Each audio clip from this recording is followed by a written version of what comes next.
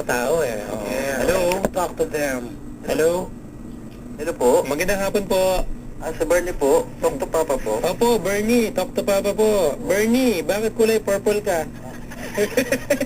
I love you. Ito si Bernie. You love me. Hindi, joke lang. Bernie, talk to Papa na. Kasi may problema po ako. Ay, uy, ang cute, ang cute talaga. Yan ang gusto ko meron. Yan talaga. Ayos, God. Sige, sige. Kapatid po kasi ng misis ko, nasa amin, nasa bahay namin. Babae, lalaki. Babae po. Ngayon? Nag-aaway po sila ng mag-asawa. Aba, Sa taga Batangas po kasi sila eh. alay talaga na mataga Batangas, ere. Oh. Tapos nandyan po sa bahay yung babae, yung kapatid ng misis ko. Ngayon, Oo nga, sinabi mo kanina. Po? Opo, opo. Opo, sige lang po. Sinusundo po siya ng asawa niya, gusto nang pauwiin. Ayaw po umuwi ng misis niya kasi binubugbog daw siya eh. Talaga lang ngayon. Ngayon, gusto ko sanang humingi ng payo kung anong gagawin po namin doon. Totoo ba na binubugbog itong kapatid ng asawa mo? Opo, marami pong pasa eh. Nako, violente ano? May ginawa na ba kayong hakbang para sila ay pag-usapan? Kasi po na pinapabarangay po sana namin. Diyan po kasi sa Fairview ngayon eh. Sa Fairview ko kasi nakatira ngayon. Tapos, lagi siyang sinusundo ng asawa niya kahit kagabi nga, katunayan po, nandyan na naman eh. Hindi mo ba ginawa na kausapin itong asawa ng kapatid ng asawa mo? Kinakausap ko po Okay. ayaw naman po niya umuwi kasi natatakot daw siya, baka daw siya Hindi, lalaki daw, lalaki, sir. Kinakausap ko po, sabi niya, nanapan naman po siya sa akin na hindi na raw niya sasaktan pagdating doon sa kanila. Sige. Okay. Ayun naman pala, anong kinakatakot nyo? Baka saktan ulit. Opo, yun ang tinatakot ng kapatid ng misis. Ganyan na lang, tulungan, ganito nang sabihin niyo sa babae na kapatid ng asawa mo na pag sinaktan, abi, yan na, isuplong na sa... Bumalik ka sa bahay. Pag sinaktan ka uli ng lalaking yan, bumalik ka na rito, huwag ka nang bumalik doon. Ipakita mo sa kanya, ako ang mga kalaban niya. Sabihin mo, pare, pareho tayong lalaki at mahal natin ang mga asawa natin. Yung kapatid ng asawa mo, yung kapatid ko, asawa ko pala. Huwag mo nang hintayin magkapalit-palit pa tayo ng asawa, ha? Ganun, hindi ko gusto yun. Po, sabi ng yung kapatid ng asawa ko, gusto na lang daw niya mag-abroad. Pinipilit ko nga pong pauwiin sa kanila kasi may mga anak sila eh. Ayaw na nga po umuwi nung kapatid ng misis. Ay, syempre takot eh. Ikaw ba naman eh? Marami nga naman pong pasa, kahita. Ay, naku. Sa dibdib. Okay, ganito na lang pare. Tama si Papa Bear. Wala na ibang parang kausapin mo yung lalaki. Opo. Pare, lalaki sa lalaki. Huwag mong ganito hintong, ang tawag sa ganun, biyanan. Anong tawag sa ganun? Hipag. Opo. Ayun, huwag yung itong kapatid ko. Kapatid mo na rin yun, di ba? Huwag mo sasaktan to, pare. Kasi masisira ang pamilya mo. Ako makakalaban mo. Sabi mo sa kanya, ganun. Yung lalaki ang kausapin mo. Ganun. Tapos hayaan mo muna, sabihin mo, huwag mo nang piliting umuwi ang asawa mo kasi dahil sa ginawa mo. Dito muna yung kapatid ko dahil natatakot sa'yo. Darating ang oras na handa na siyang bumalik sa inyo, okay? Kunin niyo yung mga bata kung maaari, ganun. Pare, basta paramdam mo doon sa lalaki na mali yung ginagawa niya. Nandiyan kayo para tulungan siya. Kahit saan makarating, huwag mo nang hintayin dumating pa tayo sa Regal, baka baka mag-square tayo, ha? Cute. Mas malaki ka ba sa kanya, Tol? Malaki po siya, maliit na po ako. Maliit lang siya. I-text mo na lang.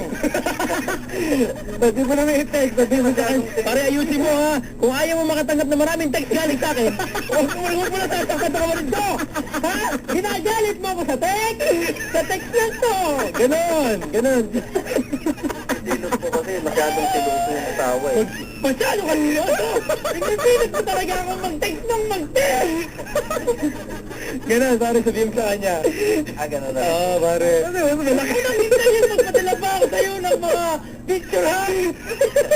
Huwag mo nang... Padala ko ba sa'yo kung anong pwede kong gawin? Ganon na lang. Pag-text kita na lang ako ng malisapan. Huwag mo akong pinapainit ang ulo. Nakawa din po ako kasi marami talagang pasa eh. Marami talaga. Kaya nga. Dami pong nagsabi na Nakakatakot nga, baka ikaw pang mabaligan nito. Ayaw talaga eh. Umalis na po yung asawa niya kagabi. Nag-text babalik na naman daw ulit. Susunduin na naman daw niya ulit yung asawa niya. Oo. Kaya ayaw naman po talaga umuwi ng asawa niya. Sabihin mo, kahit maliit akong tao, kaya kitang i-text. Baka nga ganun na mangyayari pag talagang nagmamatigas eh. Oo. Yan. Sabi mo sa kanya, puro pasa. Sabi pa ba? Kung ilan ang pasa ng asawa mo, ganun kasama ang text ko sa'yo. Galit mo ako. Ganun ha, oo. Matalang walang latay sa'yo sa text ko. Ganun ang mga banat, ano to? Huwag kang papakita sa akin dahil hindi ako magpapakita sa'yo.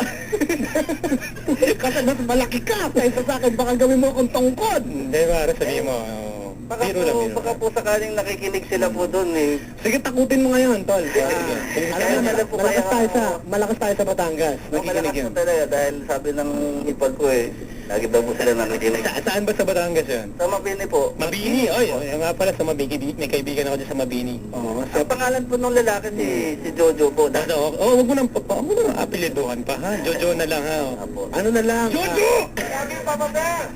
Oy, wag maingay dyan ha. Ganito na lang tol. Po. Nakikinig siya, bigyan mo siya ng payo ha. O sabi mo siya ngayon, nakikinig si Jojo. Sige, go ahead. Pare. Hello? Ay, nakikinig ako pare. Alay, dito ko sa Batangas kasi nakabala mo ako rin eh.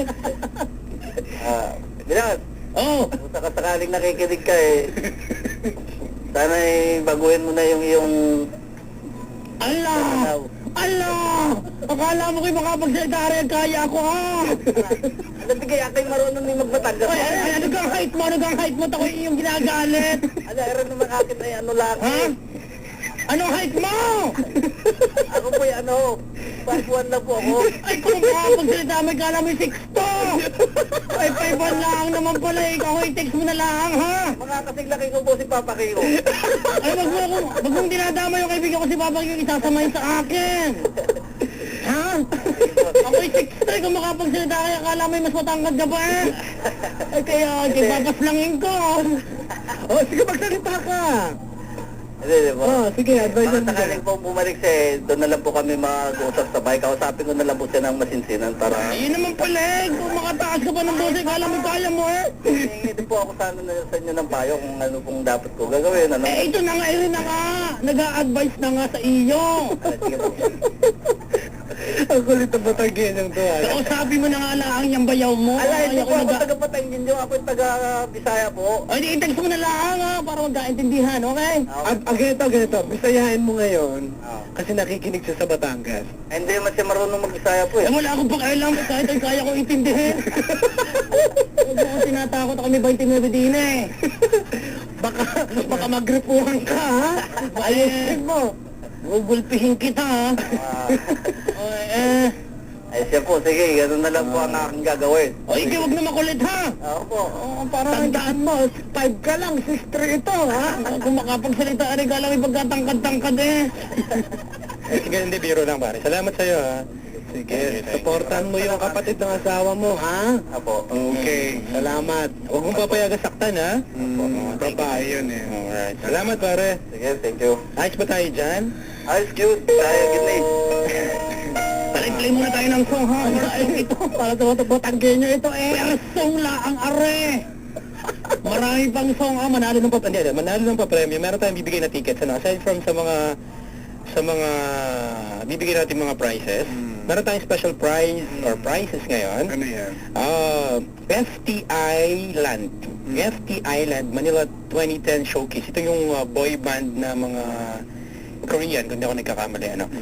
March 6, 2010, 6 p.m. sa PICC Plenary Hall. Kung interesado ka, nahulaan mo na kagad yung song kahit hindi ko pa sinasabi.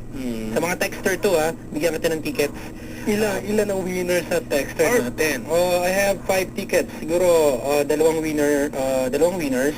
Isang tatlo, isang dalawa. Okay, Good. First texter mananalo ng tatlo. FTI Land, Manila 2010 Showcase, March 6, 2010, 6 p.m. PICC Plenary Hall. Napakaganda nito. So, i-text sa amin kung anong meron sa mga songs ngayon. Parang gusto kong dagdagan ng panalo. Oo, ilan? Dagdagan ko ng 29. Play tayo ng song. Mga kabarangay, first song pa lang sa mga songs natin ngayon, mga kapuso kabarangay. Mamaya may sorpresa kami ni Papa Bear. Seminar sa barangay. Wow. Ito lang sa barangay. Was 97.1. Good. Let's go.